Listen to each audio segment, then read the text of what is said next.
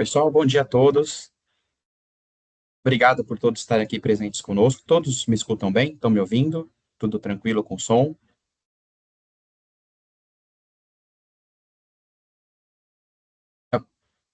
É uma grande satisfação receber tantas pessoas aqui conosco hoje, né, nessa manhã. Temos convidados especiais, temos amigos, profissionais de mercado, clientes, parceiros, né, e muitos colegas aqui da Baker Tilly também, das outras regiões aqui do Brasil. Eu estou aqui em São Paulo, né, mas temos colegas aqui do Rio Grande do Sul, do Rio de Janeiro, temos colegas aqui de Goiânia, Salvador, enfim. E é muito importante para nós reunir pessoas tão qualificadas para discutir um tema muito importante, né? Talvez seja o tema, eu acho que mais sensível dos últimos tempos aí para nós que estamos envolvidos muito no departamento pessoal em RH. Ah, para quem não me conhece, meu nome é Alessandro Castro. Eu sou sócio da divisão trabalhista e previdenciária aqui da Baker Tilly Brasil. Trabalho no ramo de auditoria e consultoria já desde 2000, há 25 anos praticamente, né? Comecei lá na época da Terco, enfim. E estou aqui hoje com um parceiro nosso aqui, com o Márcio Anunciato, eu vou apresentá-lo mais à frente, tá bom? E a ideia aqui é a gente falar um pouquinho sobre o eixo S do SG, tá? Vocês devem ter notado que ao longo dos últimos anos aí tivemos grandes mudanças, né, e grandes aperfeiçoamentos da fiscalização quando você fala um pouco de departamento pessoal e recursos humanos, né? Por exemplo, aqui a gente está falando um pouquinho sobre as normas regulamentadoras, por exemplo, todos sabem aí da implantação da NR01, principalmente no que tange na questão psicossociais, né? Hoje é um assunto tão importante, está tão na vertente aí, né, a nossa preocupação com esse lado psíquico dos com nossos colaboradores. Todos já notaram a questão do e-social, né? E-social, FDRI, fixam as obrigações acessórias.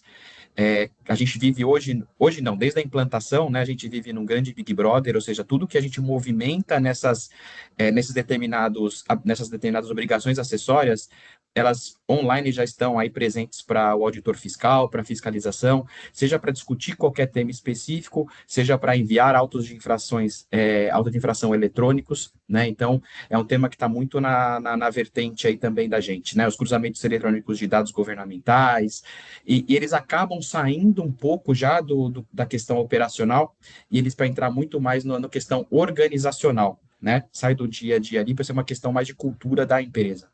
E por isso que esse tema hoje é tão oportuno aqui para a gente falar, tá bom? Falar um pouquinho rapidamente sobre a Baker Tilly, para quem não conhece a empresa, né? Baker Tilly é uma empresa de auditoria e consultoria, tá? Temos foco aí em empresas de middle marketing, temos também clientes, grandes clientes no nosso portfólio de clientes, né? Ficou repetitivo, mas enfim. Temos também essas grandes empresas no nosso portfólio, e os nossos trabalhos específicos são voltados para auditoria contábil, né? Consultoria também da parte contábil, consultoria da parte de tributos, seja de PIS, COFINS, tributos diretos e indiretos. Hoje, todos vocês sabem da questão da reforma tributária, né? Então, a gente tem aí um trabalho específico de reforma tributária, estamos sendo muito demandados aí também. A consultoria da parte trabalhista e previdenciária, questão de e-social, revisão de folha de pagamento, revisão de créditos, caso eles existam, enfim. E a questão também de gestão de riscos e compliance, né? GRC, que fala muito de processos, tá bom? Rapidamente passando aqui pela questão da Baker Tilly, perdão. Eu queria fazer, antes da gente começar aqui o nosso bate-papo, eu queria fazer um agradecimento especial a algumas pessoas que estão aqui presentes conosco hoje. O sócio responsável pela filial Rio Grande do Sul, Sérgio Fioravante, Paulo Buzzi, de Rio de Janeiro, o Daniel, de Goiás, e o nosso parceiro Cristiano, aqui de Salvador. Né? E também um outro agradecimento também especial a duas pessoas que estão muito voltadas a esse tema de ESG, não nas questões especificamente do que nós vamos falar hoje, mas sobre outras perspectivas, né? Sobre a questão de sustentabilidade, sobre a questão de governança, principalmente sobre o futuro das organizações, que é o Renato Ruiz, que é o nosso sócio de São Paulo, e o Gabriel Buzzi. Tá bom? Um agradecimento especial a essas pessoas. E é claro, né? Agradecimento especial a todos vocês que estão aqui conosco hoje. Reservar um tempinho da agenda de vocês para participar desse encontro aqui. Tenho certeza que vai ser de grande valia. Tá bom, pessoal? Dando uma abertura aqui do tema especificamente, né? Hoje a gente sabe que, como eu falei anteriormente, que essa questão ele ultrapassa a questão operacional e entra muito mais na questão de organizacional. Hoje a gente vai falar sobre reputação, vamos falar sobre governança, vamos falar sobre riscos corporativos, vamos falar sobre sustentabilidade, né? E o grande desafio e que a gente está imaginando e que as empresas devem se atentar é que assim que essas empresas que não enxergam esse movimento com a devida seriedade, não dão devida atenção a esses temas, elas podem enfrentar grandes consequências aí, tanto na parte jurídica, financeira, cultural e institucional, né? Esse é o tema que nós vamos falar hoje, tá? Perguntas. Aqui, pessoal, a ideia é a gente não fazer um monólogo, né? O nosso palestrante aqui, o Márcio Anunciato, não só ele falar, a gente vai interagindo, a gente vai participando da apresentação.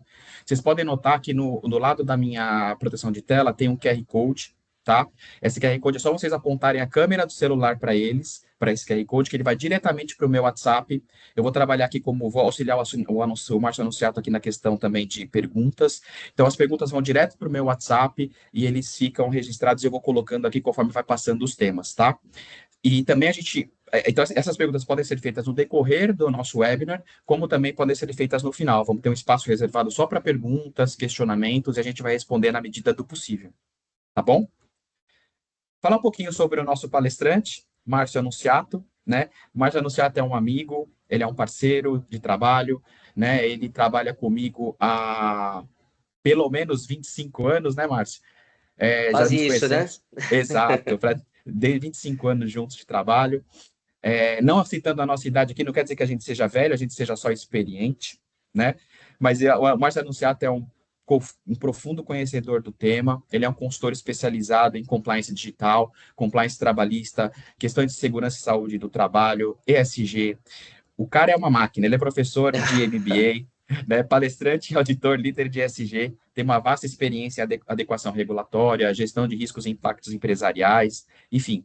E ele tem acompanhado de perto aí como o avanço, né, a integração desses dados públicos e social e as novas exigências regulatórias estão transformando, né, a forma de como as empresas precisam se posicionar, tá bom? Anúncio, chama Vamos assim, lá. né? Já estamos acostumados. Isso aí. Fica à vontade, a palavra é sua. Boa apresentação, conte comigo com o que precisar aqui e fique à vontade, sinta-se em casa. Maravilha, pessoal. Bom dia a todos e todas. Aí, obrigado pela apresentação. Ele é mentiroso pra caramba, mas enfim, a gente está aqui aprendendo todo santo dia. E o grande foco do que a gente vai falar hoje é justamente o quanto cada vez mais a coisa é multidisciplinar. Então, é um aprendendo com o outro, um é cliente e fornecedor do outro. Por isso, a gente aqui colocou como título, né, do E-Social ao eixo S do ESG, porém, tem uma comunicação com todos os eixos também, e, como a gente bem disse, é totalmente multidisciplinar. Vamos direto, que aí a gente vai, acho que, mostrar melhor, né, na própria apresentação, como essa questão multidisciplinar de fato ocorre. E, assim, eu costumo brincar que é um tipo de coisa que, às vezes, dá taquicardia no meio do caminho, tá? Não é que a gente é terrorista ou nada, mas a fiscalização digital está aí para todo mundo. E por isso também a gente colocou como subtítulo, como a nova fiscalização trabalhista está revelando passivos até então ocultos, né? E ampliando o foco em saúde e segurança do trabalho, é a grande bola da vez sob o ponto de vista da fiscalização eletrônica, e os riscos psicossociais que teoricamente começam agora em maio. Digo teoricamente porque na prática já começou. Então vamos lá, vamos fazer um encadeamento de alguns assuntos em especial e depois juntar tudo isso num mapinha bem tranquilo no final desse nosso bate-papo. Então vamos lá, já foram as apresentações, né? Vamos começar pela questão do relatório de transparência e igualdade salarial entre mulheres e homens. Por que a gente está começando por isso aqui? Porque mês passado, né, a gente já teve a divulgação do 5º ciclo desse relatório de transparência e igualdade salarial. Então, se você não publicou, se você tem mais de 100 empregados e não publicou, publica, porque já está sujeito a multa e cada vez mais fiscalizado. Mas muito além da multa, a gente está falando de igualdade salarial entre mulheres e homens e muito mais, equiparação salarial, questão racial, questão de gênero, enfim, tudo isso também, daqui a pouquinho a gente vai ver, focado no ESG. E o que é esse tal de relatório de transparência e igualdade salarial? Na prática, ele criou um processo de 4 grandes etapas que ocorrem 2 vezes por ano. 3, com certeza. A quarta, quando acontecer, já é um problema.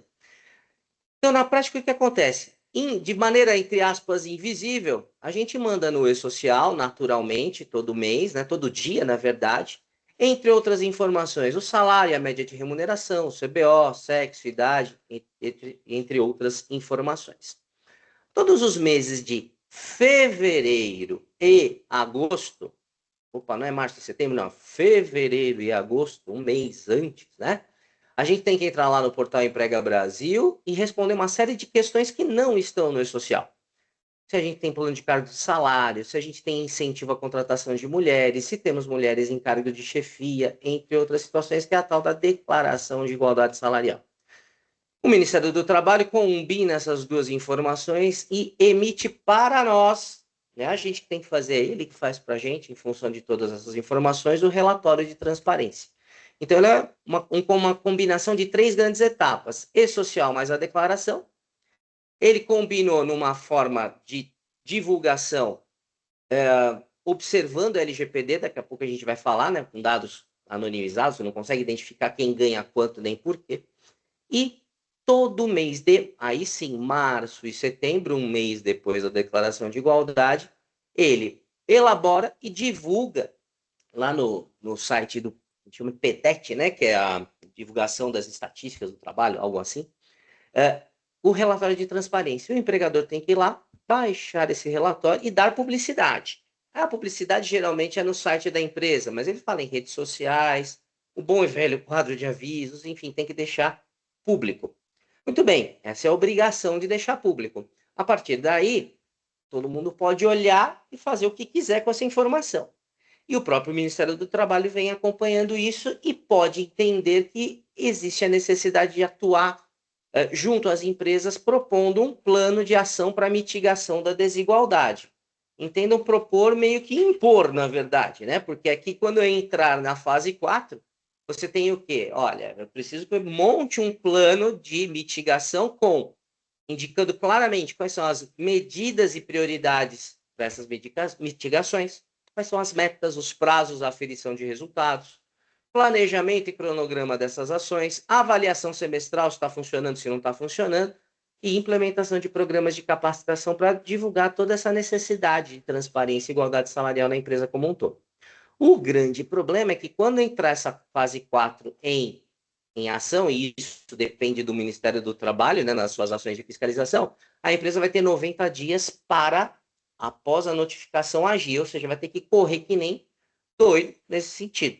E ele vem monitorando isso de março a setembro. Como é que ele monitora? Com o tal do relatório.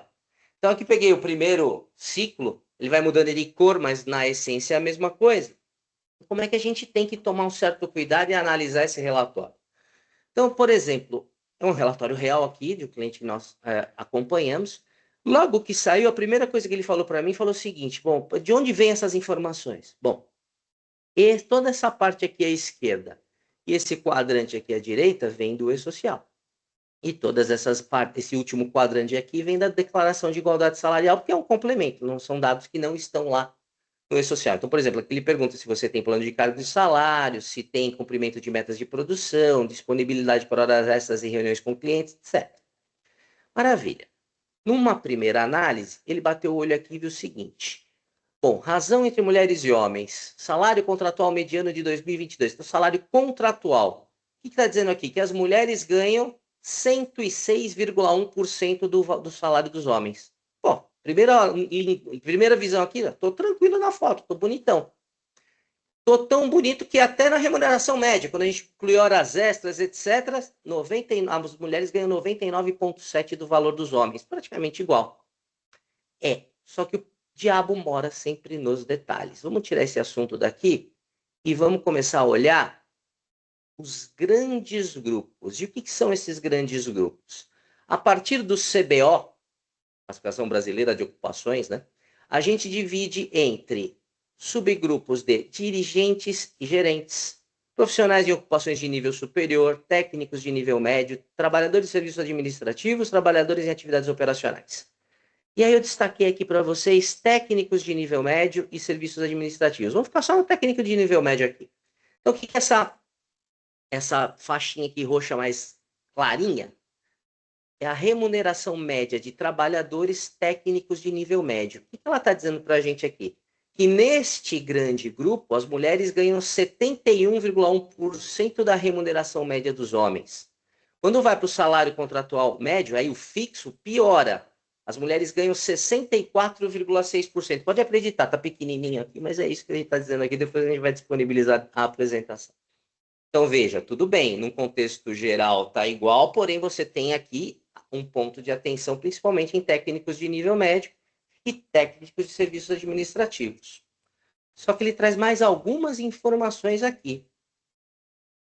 Você disse na declaração de igualdade salarial que você sim tem políticas de promoção de mulheres para cargo de direção e gerência.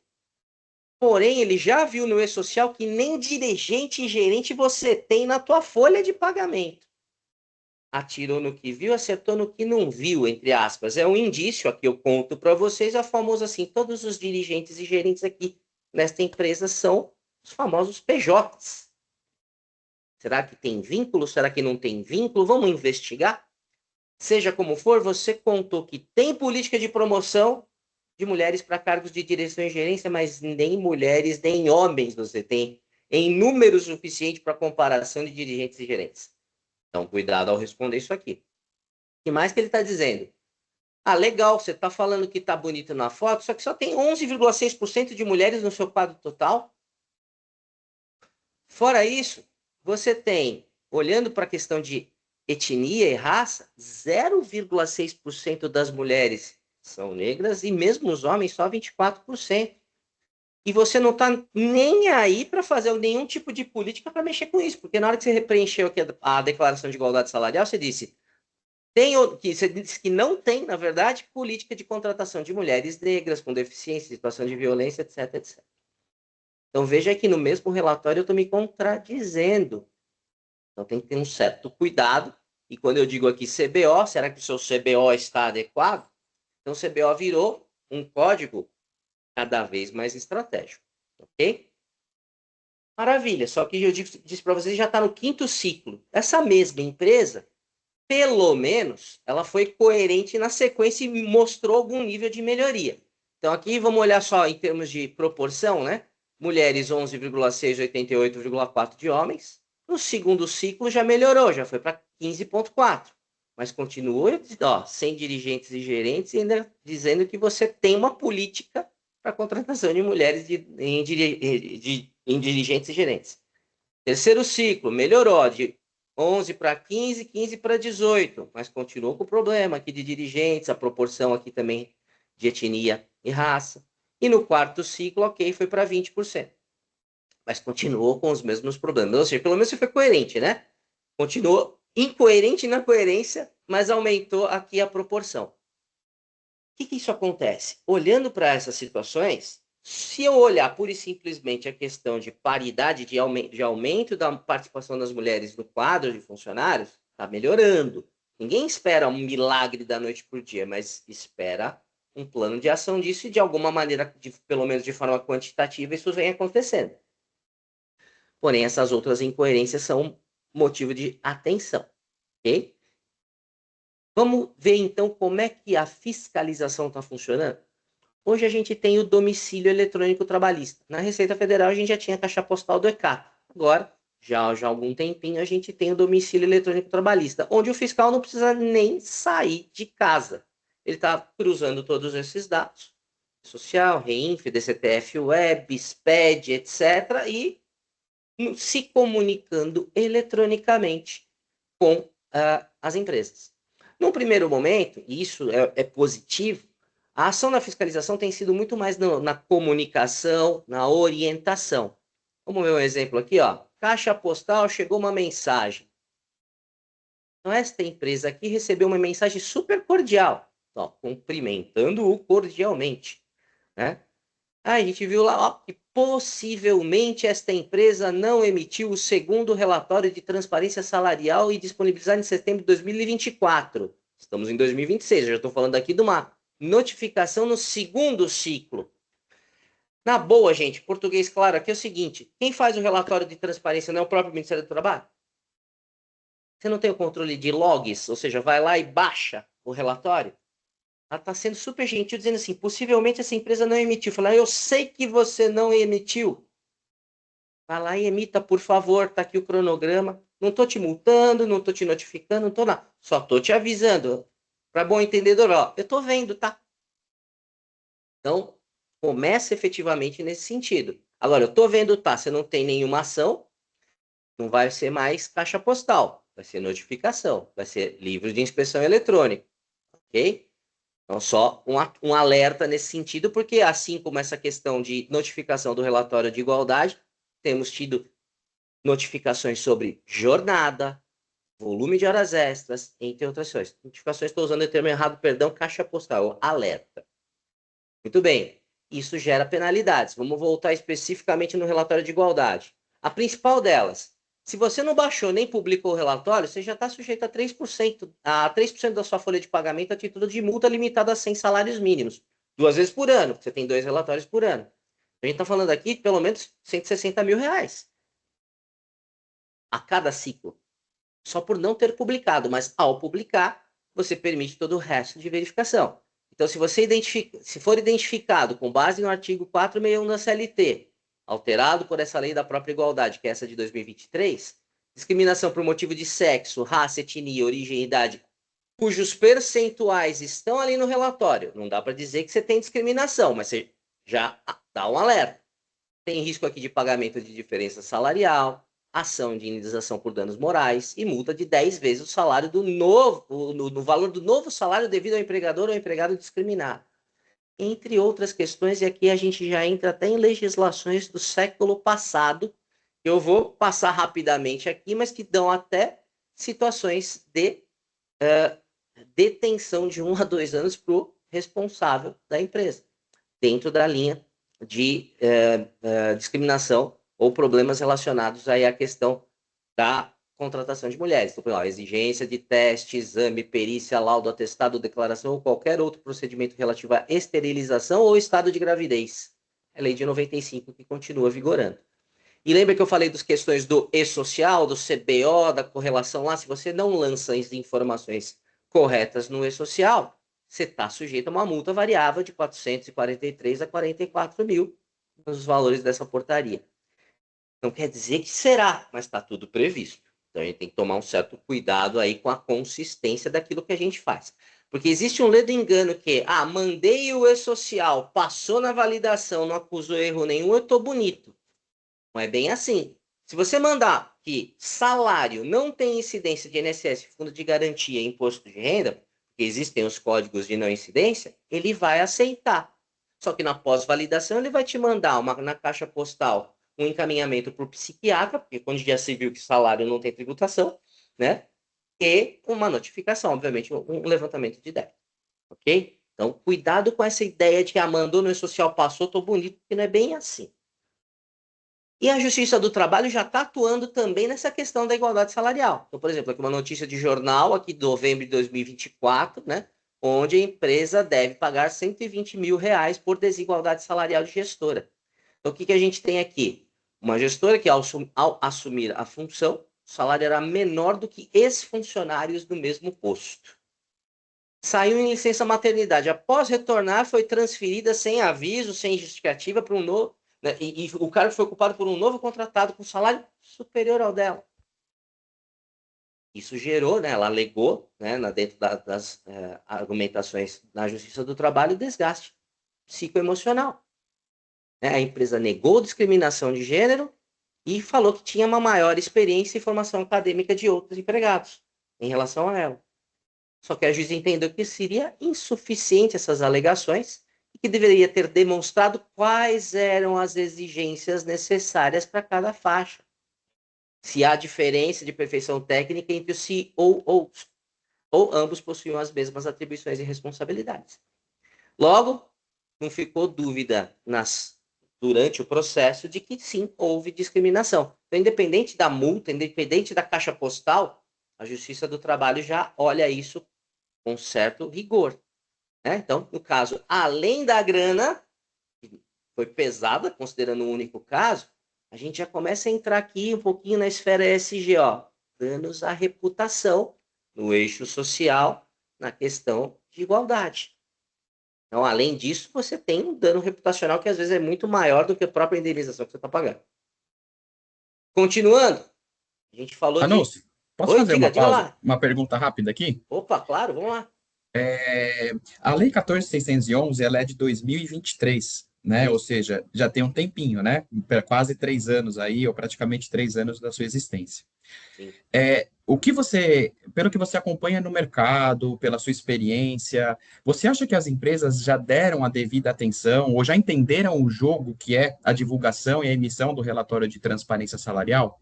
Não, até dentro do exemplo que eu citei, ok, é um cliente que a gente vinha acompanhando, deu uma atenção à questão de contratação, ainda incipiente, mas dava para se perceber perfeitamente que estava buscando só cumprir a regra. Vamos, já que é obrigado, vamos lá, a gente preenche de qualquer jeito, baixa o relatório e publica. E, infelizmente, a gente tem visto isso como regra até. E aí acontece aquilo, né? O anunciado que você colocou, que, por exemplo, se as empresas acabam preenchendo esses relatórios de uma maneira aleatória, vamos dizer assim, pode dar indícios a outros problemas, como você falou, da identificação de PJs por uma informação ali no relatório, enfim, ela Exato. pode gerar para outros problemas, né? Exato. Lembrando que não é automático. Eu dei um exemplo porque eu conheço o cliente por dentro, mas veja, é uma situação que você chama a atenção e a fiscalização vai lá diretamente naqueles pontos. É como se fosse, ela já vai direcionada. Lembrando que o E-Social dá uma série de outros dados que já estão dentro de casa, né? Então, bem observado, sim. E essa lei, ela mudou um artigo 461 da CLT, que já existe desde 43 e que é baseado no artigo 7º da Constituição, onde está tudo dito, não pode ter diferença de salário com mesma perfeição técnica, questão do gênero, enfim, a lei só veio para colocar esse componente do relatório para forçar um pouquinho mais a atenção a isso. E aí, vamos continuar com o que você me para de novo, não tem problema não. Perfeito, Aí, perfeito, esclareceu. maravilha. Você viu aquela questão, né, que a própria empregada, num cargo de liderança, alegou a questão emocional. E aí a gente entra na questão de saúde e segurança do trabalho, que até o E-Social, até começar o E-Social, eu nunca vou esquecer uma palestra que a gente deu um cliente multinacional, onde eu perguntei que sistemas eles tinham, e o rapaz de saúde e segurança falou SAP. Eu falei, nossa, SAP é um tremendo sistema, mas não me recordo dele ser tão forte assim na área de saúde e segurança. Ele falou, não, é o sistema automático de planilhas. Ou seja, ele gerenciava saúde e segurança no Excel. Ok, dá um pouquinho mais de trabalho, né? Mas com essa questão, com o nível de detalhe que tem saúde e segurança, e o nível de detalhe da automação hoje exigida pelo E-Social, é difícil você pensar em viver adequadamente e olhando todas as nuances sem um apoio de software, né? Então tem que tomar um certo cuidado. E se esse bom senso não impera, entra a pergunta, né? Eu preciso digitalizar as rotinas? Bom senso manda fazer. Mas se o bom senso não impera, a lei manda. Porque quando começou o E-Social, era para ter começado o SST já em 2019, 2020. Quando o pessoal percebeu que ia começar, começou a gritar, falando, não, mas as NRs são muito antigas, não dá. Mas tá bom, vocês têm razão. O governo deu um passo para trás, colocou a versão simplificada e começou o que? A modernizar as NRs. E a primeira que foi modernizada foi a mãe de todas as normas, a tal da NR1, lá em 2020. E lá pelas tantas, ela traz aqui ó, no item 1.6.1. As organizações devem prestar informações de segurança e saúde no trabalho em formato digital, conforme o modelo aprovado. Na época, a Secretaria do Trabalho, hoje voltou a ser Ministério, né? Ouvida a Secretaria de Inspeção do Trabalho. E os modelos aprovados, né, devem considerar os princípios de simplificação e desburocratização. Então, quer dizer, modernizou, permitiu simplificar algumas questões, mas mandou fazer digital. E o que é o digital aqui? É o E-Social. Então, se o bom senso não impera sobre a necessidade de você gerir esses processos de maneira informatizada, vou mandar. E a tal DNR1 não começa agora em maio, ela já está vigente desde 2020. Que entrou em maio, daqui a pouco a gente vai falar, foi o esclarecimento adicional da questão dos riscos psicossociais, as questões da saúde mental. Então, se por bom senso você não quer informatizar, informatize por mau senso, vai na pancada. Né? Essa é a grande questão. E como é que eu gerencio, então, os riscos ocupacionais, que é o norte da própria NR1? Antes da NR1, antes do tal do PGR, que eu vou falar aqui, a gente tinha o PPRA, né? Programa de Prevenção de Riscos Ambientais, que dizia lá, pelo menos uma vez por ano você tem que revisar.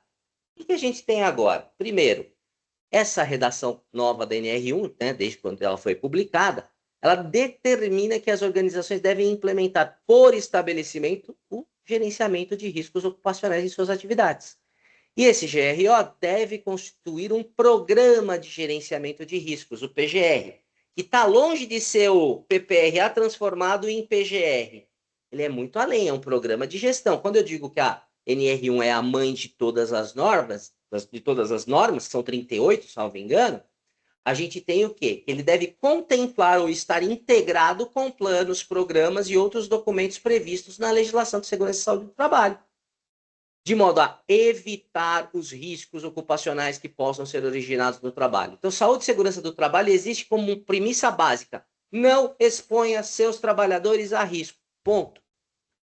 Ah, mas eu pago insalubridade. Não, insalubridade é quando não tiver mais jeito. Você não é para expor o seu funcionário a risco. Só que a tecnologia, por mais avançada que esteja, ainda não atingiu a plenitude de conseguir isso totalmente. Então, tá bom. Identifica os perigos e possíveis lesões ou agravos à saúde. Avalia os riscos ocupacionais indicando o nível de risco, alto, médio, baixo, provável, improvável, enfim.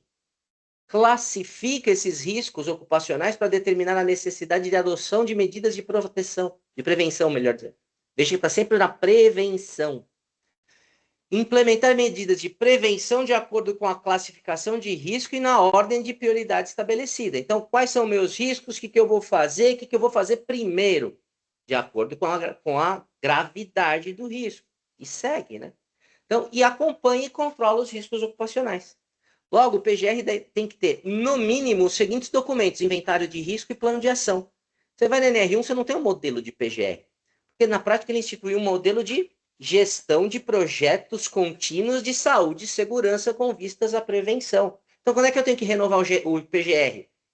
Minuto a minuto, hora a hora, dia a dia, mês a mês. É um monitoramento constante.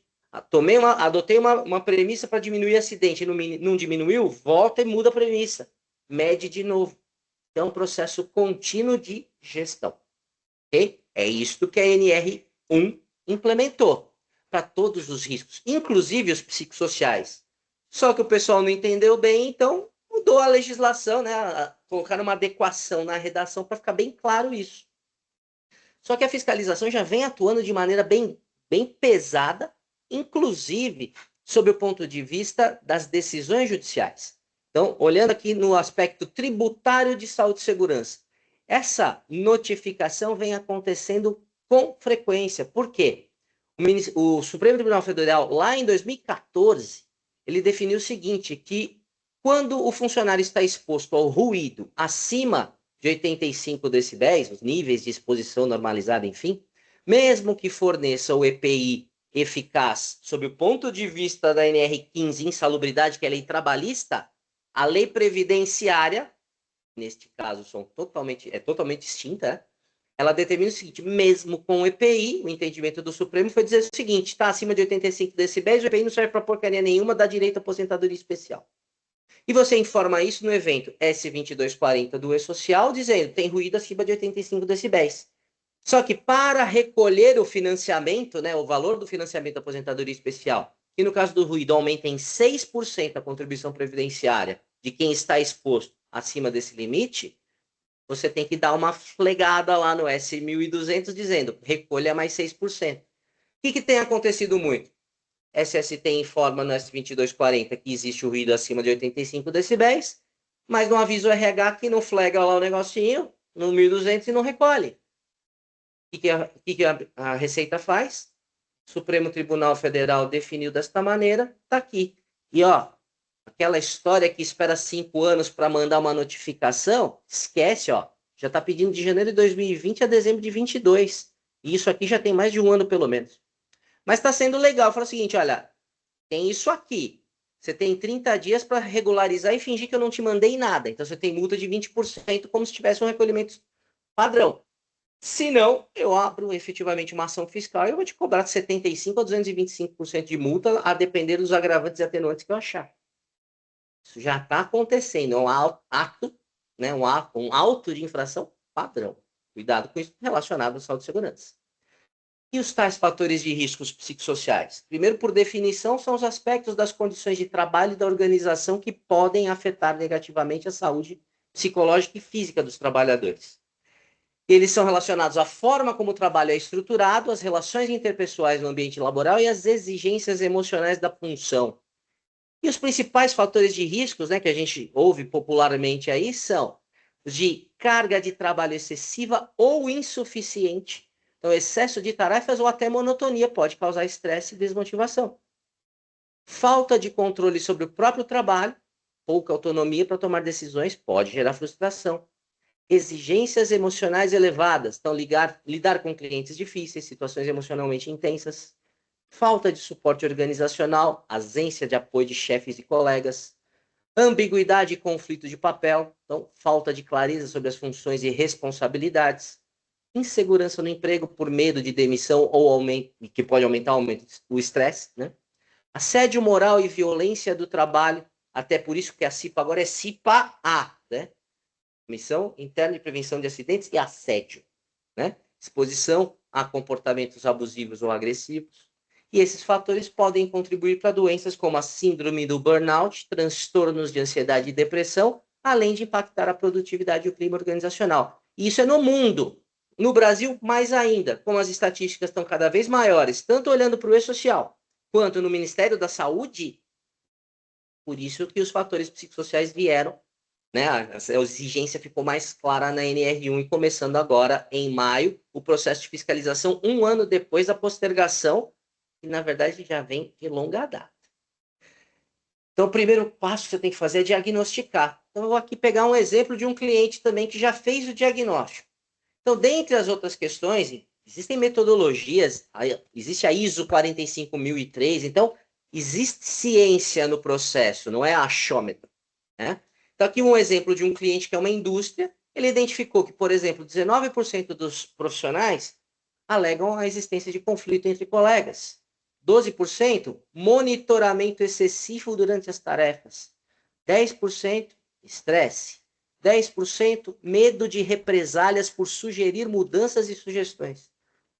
9% desconforto em relatar problemas à liderança. O pessoal se sente acuado ao sugerir melhorias ou apontar alguma questão. Só que isso aqui é a ponta do iceberg, é o diagnóstico. Legal, começa por aí. Como é que você lida com isso? Volta no PGR, identificou os riscos, coloca por prioridade, o que você vai fazer e assim sucessivamente. Esse é o processo de gestão. Claro, primeiro é o diagnóstico, mas não basta parar no diagnóstico, você tem que monitorar. E tudo isso já está no E-Social. Então, quando a gente fala do E-Social em termos de riscos psicossociais, quando você identifica uma questão de síndrome de burnout, por exemplo, relacionada ao trabalho, você manda o CAT, Comunicado de Acidente de Trabalho, que é uma doença ligada ao trabalho, ele equivale a um acidente de trabalho. Quando você manda o CAT, a CID, né, a Classificação Internacional de Doenças, é obrigatória. E quando você manda o CAT, começa a estabilidade do acidentado. Um ano, né? Depois o retorno, fora a necessidade de depósito de FGTS, mesmo afastado. E no caso do burnout, você tem uma CID, Z730.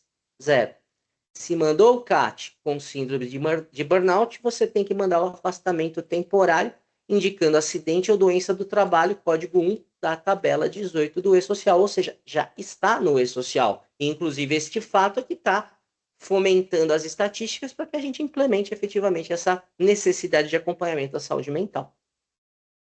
Agora, quando a gente fez, a gente não, né? O governo optou por simplificar o E-Social, sob o ponto de vista de saúde, segurança e outros tópicos, ele também tirou um negócio que já estava no próprio E-Social. Então, aqui é a capinha do manual do E-Social, versão 2.501 de janeiro de 2019. Lá pelas tantas, ele falava do S2240, que já existia e continua existindo, só que na época ele já trazia questões de fatores de risco psicossociais, entre outros. Já tem até tabela pronta com os códigos. Então, se eu tenho excesso de situações de estresse, eu já tenho o código 0405.001. Ou seja, está tudo pronto e estruturado, só que foi revogado, deram um passo atrás, então não venho dizer que eu falei que já existe código no E-Social para falar do psicossocial, não é isso. E já tem indiretamente a doença, mas já tem tudo estruturado à base de dados para voltar com isso. Aí eu botei uma pergunta aqui meio que, né, para inglês ver. Será que volta? Tudo pronto, é lógico que volta. Só que o que o governo está fazendo? Já faz um ano que está implementando. Vai implementar agora, fique atento. Vou continuar acompanhando as estatísticas. Se eu ver que não tem nada, não está funcionando nada, eu vou começar a apertar mais, porque eu quero mais estatística e vou começar a autuar. Então, o E-Social não entrou nem em 30% de SST do que podia entrar. Porque o que tem hoje vigente no SST, principalmente é a questão do financiamento da aposentadoria especial, que é arrecadatório. Mas, indiretamente, como eu já mostrei, a gente identifica outras questões. Ok? E o que isso Ah, não, tem a ver? Oi, diga, Cássio. posso Desculpa, fazer tô uma pergunta no embalo, novamente? mas vai falando, tranquilo. É rápido. Eu acho que, assim, a principal mudança, uma das principais novidades que trouxe a NR01 é a questão desses riscos, né, psicossociais. E pelo que eu entendi, ou pelo que eu tenho do material, pela experiência, enfim, acho que antigamente, né, esses riscos psicossociais, eles dependiam muito mais de uma organização, de uma cultura organizacional da empresa, era mais de uma raiz da empresa do que propriamente estava em legislação. E hoje ela está prevista numa legislação, ou seja, as sanções são menores, são maiores, né? É Sim. isso mesmo? Esse julgamento que eu fiz está correto?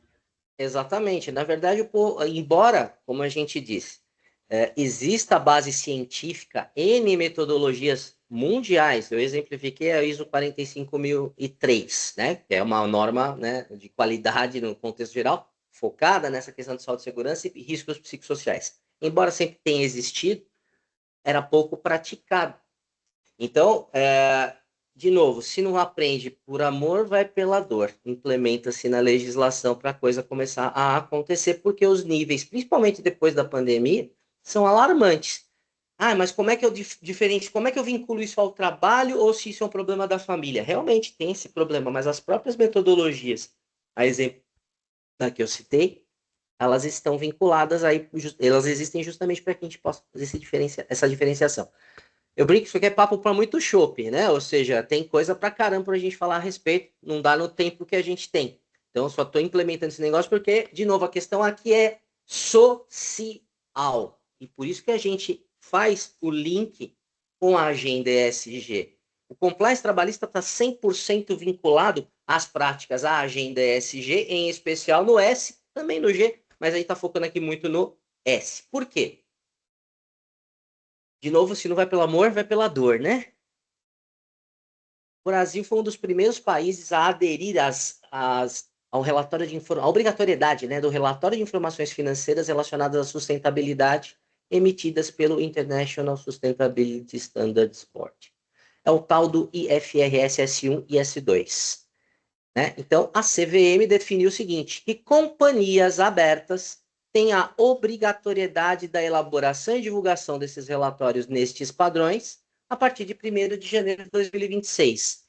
Ou seja, tudo que acontecer neste ano terá que ser reportado nos relatórios financeiros no padrão IFRS S1 e S2 lá início de 2027.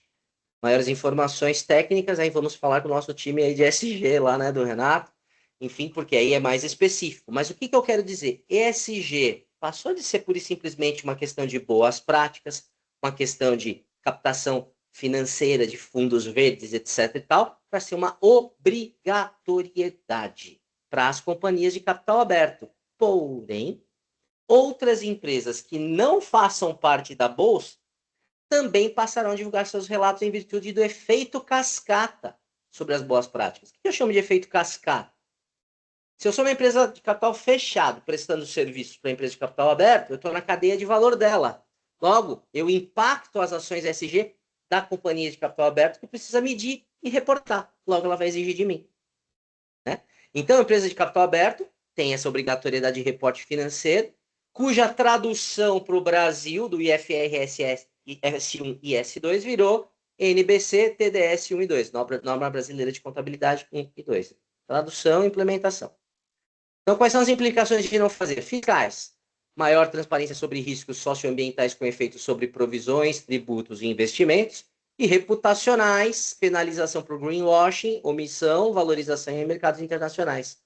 Lembra do relatório de transparência lá atrás que a gente falou assim, ó, você tem política de promoção de mulheres, mas nem diretor e gerente você tinha? Nem homem nem mulher? Olha o greenwashing, olha a propaganda enganosa, olha a fake news. Entendeu? Então, mensagem-chave para a empresa de capital aberto. Não reportar adequadamente será mais caro do que reportar, porque você perde credibilidade, investidor e acesso a crédito. E para a empresa de capital fechado? Ainda não obrigado, mas está na cadeia de valor da empresa de capital aberto. Então, as empresas de capital aberto só poderão manter fornecedores e prestadores com práticas ESG compatíveis para que seus relatórios atendam o IFRS S1 S2 ou NBC TDS 1 e 2. Benefício do engajamento voluntário, propósito humanitário, né, contribuir para soluções, emergências climáticas e sociais, e econômico também, não ser excluído de cadeia de fornecimento e ganhar vantagem competitiva. Então, mensagem final para capital fechado, engajar-se no SG hoje, garante o mercado amanhã, porque já é obrigatório aqui, adivinha se não vem para frente.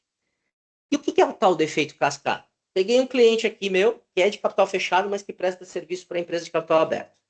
Então, lá em 2024, ele foi reconhecido por uma empresa de capital aberto aqui, a M. Dias Branco, por exemplo, que tem um programa de exigência, dizendo o seguinte, parabéns, você obteve o melhor performance no nosso programa e o selo de desempenho no programa ESG. Pô, tremenda propaganda bacana. No ano seguinte, ganhou a Coca-Cola como cliente. A Coca-Cola mandou uma auditoria lá relacionada a uma avaliação relacionada ao ESG. Lá na prática de política de direitos humanos, ela tomou uma nota vermelha. Olha, ação corretiva e avaliação de acompanhamento são necessárias. Então, reconhecida como top em 24, tomou nota vermelha em 25 por um outro fornecedor, correndo o risco de, se não tomar nenhuma atitude, de ser descredenciada como fornecedor. Ou seja, olha o efeito da necessidade de reporte apertando efetivamente essa questão. Ok? E o que é a tal da agenda ESG e o compliance trabalhistas? Você já deve ter ouvido falar das ODS, né, os Objetivos do Desenvolvimento Sustentável, todas essas 17. Nosso compliance trabalhista, saúde e segurança, enfim, atua dentro do contexto que estamos falando, atua em todos, mas principalmente nessa questão de igualdade de gênero, lá no relatório de transparência, trabalho digno e crescimento econômico para todos, remuneração, igualdade, e reduzir as desigualdades, dentre outras. Isso não é ESG, mas totalmente vinculado ao ESG. E tomando a metodologia, porque existem várias metodologias de acompanhamento ESG. Vamos pegar a metodologia da ABNT, que é a prática recomendada 2030. Ela mede, ela certifica, inclusive em ESG, o eixo ambiental, o social e o de governança. No eixo ambiental, nós temos o tema mudança climática e o critério mitigação das emissões de gases de efeito estufa. Porque, infelizmente, para muita gente ainda o ESG basicamente se resume a clima e emissão de CO2. Veja que ele é um critério dentro do tema mudança climática. Agora, olha aqui, ó, gestão ambiental e prevenção da poluição, produtos perigosos, diretamente relacionado, por exemplo, com a NR16 aqui no Brasil, né, da periculosidade. E no eixo social que a gente trouxe, a gente tem o tema diversidade, equidade e inclusão, onde tem políticas e práticas de diversidade e equidade, cultura e promoção da inclusão, que o nosso relatório de transparência salarial trabalha na legislação trabalhista, atuando muito nesse critério. Relações e práticas de trabalho. Toda a área trabalhista, todo o compliance trabalhista está aqui. Desenvolvimento profissional, saúde e segurança, qualidade de vida, liberdade de associação, política de remunerações e benefícios, e mesmo na terceirização, porque a gente tem aqui promoção da responsabilidade social na cadeia de valor, no relacionamento com consumidores e clientes e com fornecedores, e muito fortemente no eixo governança, onde você tem estrutura e composição da governança corporativa, compliance, programa de integridade e práticas anticorrupções, gestão de risco do negócio, controle interno, ambiente legal e regulatório, privacidade de dados, etc, etc. Então, as metodologias, vejam, peguei aqui um exemplo, mas se a gente pegasse GRI, SASB, TCFD, enfim, a gente iria ver situações parecidas, onde certamente a gente encaixa aqui saúde, segurança, compliance trabalhista. E se vocês não Ah, não, sou acreditam em eu de novo. mim, ô, diga lá, foi bom, assim eu tomo água. Foi para te ajudar. Essa questão da certificação, por exemplo, do SG hoje, pela metodologia da BNT, né, PR 2030, ela ainda é voluntária, né? Sim, sim. Vale a pena a gente investir nisso agora, nesse momento, ou deixar um pouco mais para frente? O que que você pensa sobre isso? Eu penso que vale a pena por dois motivos. Primeiro, boas práticas e acesso a mercados, né? Ninguém está falando pura e simplesmente de ESG como ação filantrópica, ser bom moço, boa moça. A gente está falando aqui de diferencial econômico competitivo com propósito. Então, a certificação sempre ajuda a você demonstrar isso, né? Com uma parte, né? Uma terceira parte aí te avaliando. Mas, como vocês viram, já é obrigatório uma outra metodologia, que é o IFRS, S1 e S2, de capital aberto. Ou seja, adivinha se com o tempo isso não vai ser obrigado para todo mundo. Quanto antes você agir, melhor. Então, eu penso que sim, é uma boa prática, seja a BNT, seja qualquer outra metodologia, tá? De acordo com a sua estratégia. Então, eu exemplifiquei aqui a da BNT, é uma das quais a gente trabalha e que a gente consegue visualizar diretamente essa correlação. Legal? E se você não acredita em mim, eu trouxe aqui um cenário onde tudo acontece ao mesmo tempo. Vamos imaginar uma empresa que optou por focar na atividade fim dela. Vou focar no meu negócio e vou terceirizar toda a parte burocrática com quem conhece. Não é que eu quero largar, eu quero que seja muito bem feito para que eu possa focar no meu negócio. Então, eu vou contratar a melhor empresa de segurança do trabalho, a melhor empresa de saúde do trabalho, a melhor empresa de recursos humanos e folha de pagamento e a melhor empresa tributária e contábil. Legal? Então, contratou aqui 3 prestadores de serviços para focarem nessa parte burocrática, cada um no seu quadrado. Muito bem. Vamos imaginar que o processo produtivo dessa empresa tem benzeno na parada. É um produto químico altamente tóxico. Aí foi lá a saúde, segurança do trabalho e fez lá o programa de gerenciamento de risco. Vamos brincar que é um drone, né? Sobrevoou e identificou lá que tem o benzeno. Opa, vamos aprofundar. Preciso olhar o aspecto trabalhista da insalubridade, NR15. Preciso avaliar o aspecto previdenciário na questão da aposentadoria especial, financiamento da aposentadoria especial no LTCAT, Laudo Técnico de Condições Ambientais do Trabalho. Fazendo os dois laudos, sim, tem insalubridade e tem aposentadoria especial. Então, nasceu com segurança do trabalho. E, por sua vez, precisa avisar a empresa que avisa a RH. Gestor de RH, por causa do benzeno, pague insalubridade em grau máximo, recolha 6% para financiamento da aposentadoria especial, porque quem está exposto ao benzeno em 25 anos de trabalho se aposenta precocemente, para isso tem que ter financiamento. Não tem almoço grátis. Ah, legal, parametrizei. Ô, saúde, o seu programa de controle médico de saúde ocupacional considera que tem benzeno, tá bom? Ah, tá bom. Por causa disso, eu preciso então fazer exames complementares semestrais para aqueles que estão expostos para monitorar a saúde de perto. Abri minha boca de rede social até agora? Não, LTCAT já existe lá desde, sei lá eu quando, com certeza do século passado, NR15 item, salubridade, etc. Só que entrou nosso amigo e-social na jogada. Como é que eu traduzo esse cenário? Como é que eu conto essa historinha para o e-social? Vou lá no S2240 funcionário por funcionário e digo, olha, tem benzeno. Como? Consulta a tabela 24 e identifica o código 0103001 benzeno e seus compostos tóxicos. Não basta identificar, você tem que dizer o que você faz com isso. Eu cuido, eu dou o EPI, respirador, purificador de ar, tipo peça semifacial, código 4115. Legal. Então você disse que tem e que cuida, mas tem que pagar do mesmo jeito porque não é suficiente. Vai lá na folha de pagamento, no S1200, parametriza a verba adicional de insalubridade 1202 e indica o código 4, pós consulta tabela 2, que você tem que recolher os 6%. Acabou aqui? Não, avisa a saúde e segurança, porque ela tem que fazer os exames médicos de monitoramento da saúde do trabalho. Foi lá fazer o exame complementar? Qual é o exame? O benzeno urinário, que conforme tabela 27 do E-Social tem o código 0312. Fez o exame, infelizmente ele está com a saúde comprometida por causa do benzeno. Emite o CAT.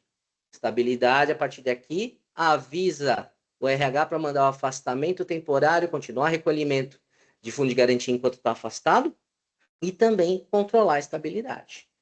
E até aqui eu falei só do funcionário próprio, só que lembra que ela é focada na atividade fim, ela terceiriza também a limpeza, tudo bem. Para fins didáticos, vamos imaginar que esse rapaz terceiro de limpeza está na mesma situação e no mesmo grau de exposição ao benzeno. Se está no mesmo grau de exposição ao benzeno, eu tenho que avisar na concorrência que ele tem que montar um orçamento prevendo o pagamento de insalubridade e o pagamento da aposentadoria especial.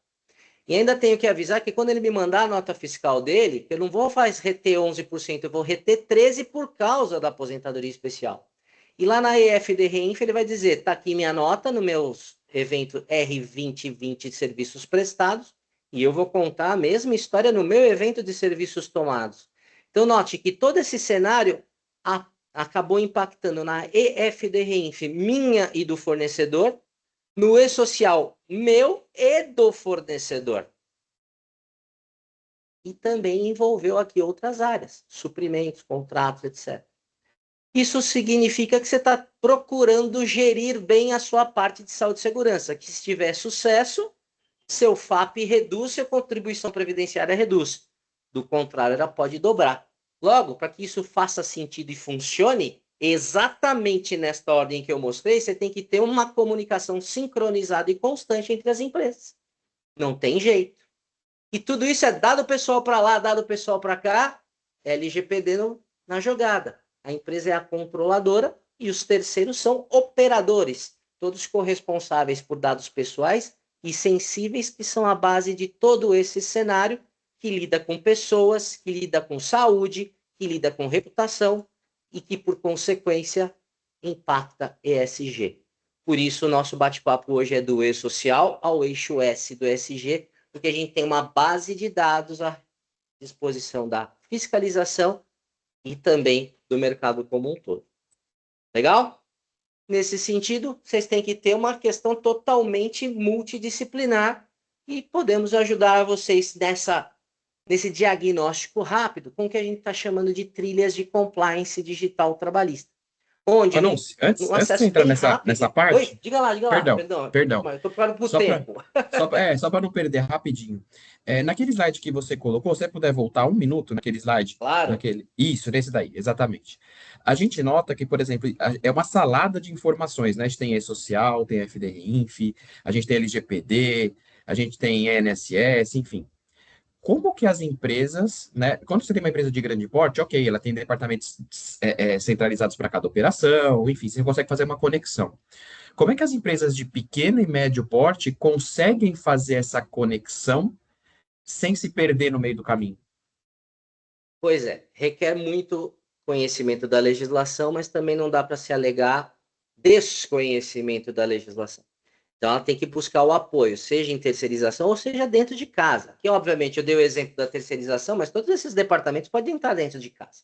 E nenhum problema. Mas esse nível de comunicação e essa sequência necessariamente tem que estar vinculada. Então, como eu comecei falando, é multidisciplinar. Não tem como falar, não, todo esse problema é do RH. Não tem. O RH é uma parte. Ele é cliente e fornecedor de segurança, de saúde e de contabilidade tributária, suprimentos, enfim. Então, tem todo um processo. Então, é muito na linha da governança, do apoio e do conhecimento. Ok? Não tem como alegar desconhecimento.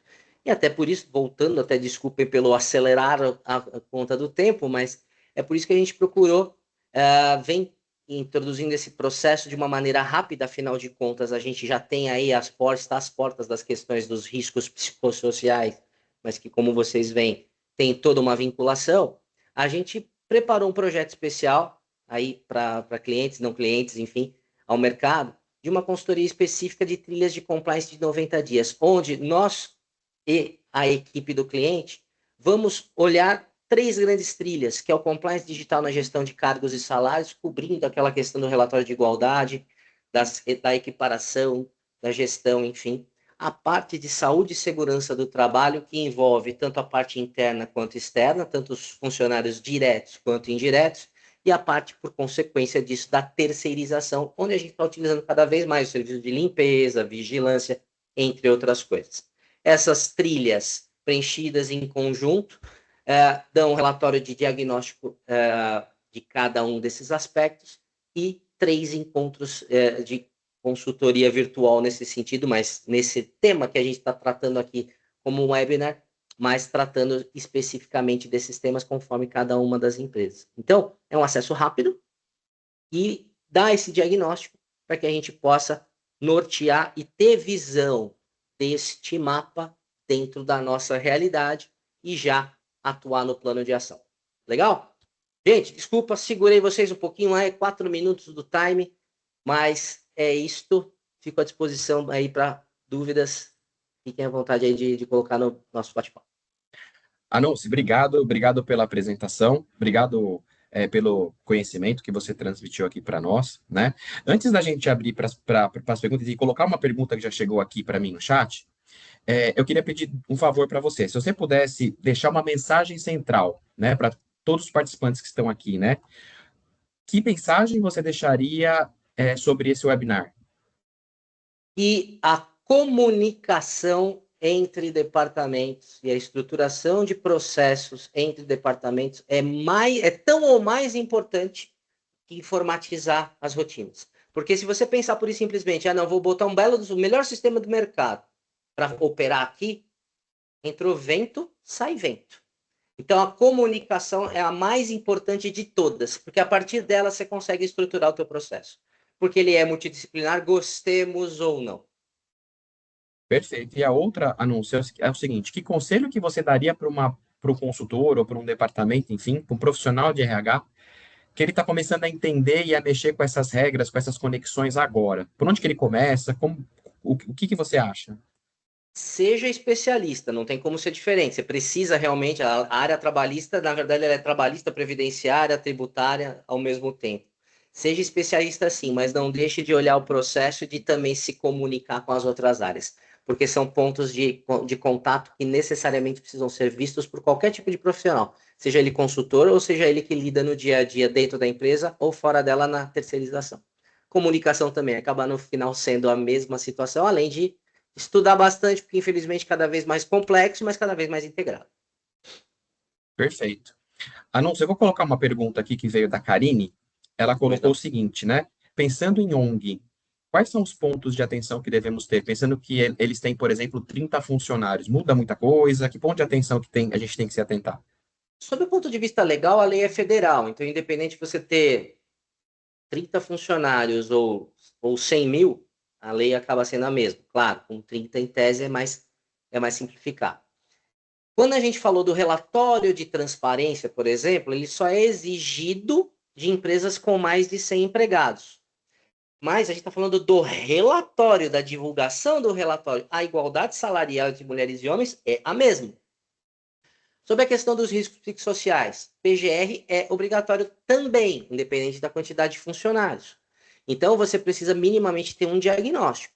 Então, falar que não tem, não estou duvidando do teu bom senso, mas é importante que a gente tenha um diagnóstico documental demonstrando que efetivamente não tem, mas não significa que não terá. A gente está falando de saúde mental, né? Pode estar relacionado ao trabalho ou não. Então, a gente tem que ter o dever do acolhimento, do entendimento, que mesmo que você tenha problemas que não sejam oriundos do trabalho, podem refletir no trabalho. Não tem essa, vou dividir o meu problema familiar, não vai repercutir no trabalho, porque a gente sabe muito bem como seres humanos que isso não é verdade. Então precisa ter esse diagnóstico. E não muda nada a questão de ser uma ONG ou uma empresa privada. Não, não muda nada. Não muda nada. Tá bom. Maravilha. Pessoal, queria abrir para vocês aqui para perguntas. Quem quiser pode aqui colocar diretamente, levantar a mão e falar, enfim. Ficamos à disposição aqui de qualquer questionamento, tá bom? Alguém tem alguma dúvida, quer falar alguma coisa? Pessoal dos outros escritórios que estão por aqui, alguma coisa a colocar? Será que está todo mundo desesperado? Ó, a Karine levantou a A mão. Não sei Karine, se dá para abrir o microfone dela. Acho que por padrão tá fechado, né, Castro? Não sei. eu não consegui aqui. Deixa eu ver se a gente consegue. Karine, microfone habilitado, pode falar. Ah, legal. Obrigado. Habilitou. Bom dia, gente. Obrigada, viu, pelo esclarecimento, muito bom. E já fiquei Imagina. pensando nesse diagnóstico, porque é isso, né? Você falou, você acha que não tem.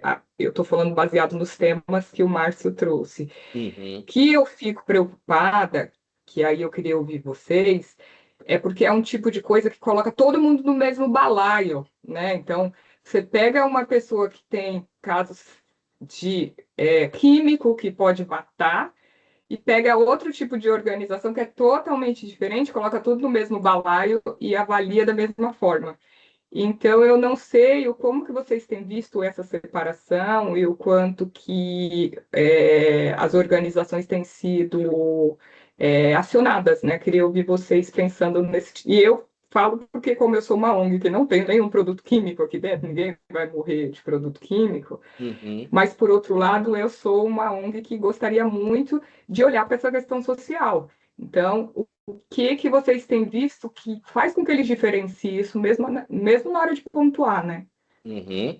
Não, perfeito, Karine. Você colocou bem, embora sim estejam todos no mesmo balaio, você tem, conforme o risco, regras específicas. Então, o risco químico, você tem toda a parte científica de como identificar e cuidar. Eu exemplifiquei o do benzeno, da máscara, né, semifacial. Isso eu descobri, não, eu não sou médico, não sou técnico, mas isso justamente dessa questão multidisciplinar, conversando com quem é. Então, cada tipo de risco tem a sua metodologia de identificação. Nos casos dos psicossociais, é natural esse nosso receio. Como é que eu identifico se isso é ou não relacionado ao trabalho? Porque essa é a primeira pergunta. Mas o cuidado é universal. Então, você precisa ter uma metodologia específica para esse diagnóstico. Então, por exemplo, quem faz o seu PGR? Que empresa de saúde e segurança cuida do seu PGR? É importante, primeiramente, você entrar em contato com ela, abordar esse assunto para ver a metodologia, a técnica que ela utiliza para identificação. O primeiro passo é diagnosticar. Uma vez diagnosticado, aí você parte para o plano de ação, porque ele conecta com o PGR com todos os demais riscos, né? Os físicos, químicos, biológicos e psicossociais. Não sei se eu te respondi, mas é uma coisa que realmente é uma coisa que precisa ser feita conforme a natureza do risco e com a metodologia adequada. Não, super respondeu, porque aqui a gente fica conversando muito sobre essa NR aí, e o nosso receio é justamente isso, né? Uhum. Como que vai ser feito para pegar principalmente as questões mentais das pessoas? Qual Sim, é o tipo de avaliação que a gente pode fazer para antecipar isso, mas qual é o tipo de avaliação que eles fazem lá para detectar isso que às vezes a gente não detecta. perfeito. É que assim, o assunto é bem denso, difícil a gente conseguir sintetizar em uma hora, mas quando a gente fala do psicossocial, como eu disse, tem várias metodologias aceitas mundialmente, né, de mercado e já validadas, mas a gente tem hoje, nesse rol de modernização das NRs, uma coisa muito interligada. Então, o PGR é a base, mas ele conversa com o PCMSO, com a insalubridade, com a periculosidade e com um negócio que é a base do risco psicossocial, que é a NR17, a ergonomia. Quando a gente fala de ergonomia, a gente está falando muito, pensa muito do que? De postura, de maquinária, etc. Mas existe um ramo da ergonomia que é a ergonomia cognitiva, que usa essas metodologias. E toda e qualquer empresa precisa ter a avaliação ergonômica preliminar, aquele drone que fala da ergonomia que vai identificar isso. E ao identificar, você pode ser necessário aí fazer a avaliação ergonômica do trabalho. Por isso que o melhor caminho é falar com um especialista que te atende em matéria de saúde e segurança do trabalho. Legal? Excelente, obrigada. Perfeito. Pessoal, alguém tem mais alguma dúvida? Quer colocar alguma coisa? Senão a gente vai encerrar aqui o evento, tá bom? Mas a gente fica disponível também para marcar outros bate-papos aí com quem tiver necessidade, precisar trocar essas ideias, e fica de novo o convite a conhecer esse nosso projeto via plataforma digital, mas que é tratado diretamente com vocês. Maravilha, então, gente. Obrigado pela presença de todos, por reservar esse tempinho aí para nós. E mais uma vez, estamos à disposição de vocês. Tá bom, Márcio? Obrigado aí pela palestra, pela ajuda, pelo conhecimento mais uma vez. Obrigado a vocês pela E oportunidade. tenho certeza que teremos outros aí. Nos próximos meses, vamos divulgar outros webinars, né, com temas divergentes, mas acho que vai ajudar aí também tirar dúvida do pessoal e trazer novidades para vocês. Tá bom? Perfeito. Obrigado, gente. Até logo. Tchau, tchau. Até. Tchau, tchau.